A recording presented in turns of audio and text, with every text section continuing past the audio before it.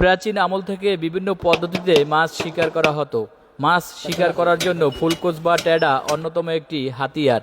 আজকের ভিডিওতে আমরা দেখব সরু বাঁশ এবং স্টিলের কাঁটা দিয়ে কিভাবে ট্যাডা বা ফুলকোস তৈরি করেন। এটা ঝুপি হবে। এখন কি করতেছেন? এটা এখন বাঁশটা কাটতেছি, এটা ঝুপিটা লাগানো হবে। দাদা, এই পেশার সাথে কত বছর জড়িত?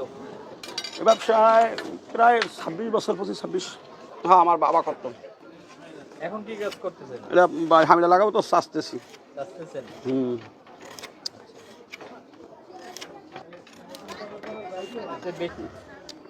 সমস্ত উপরে 20 শলা। 20 শলা। এগুলোতে কি বড় মাছ কোপানো হয় নাকি? হ্যাঁ, বড় মাছ কোপানো যায়। এগুলো একটা কত বিক্রি করেন? এটা 400, 500।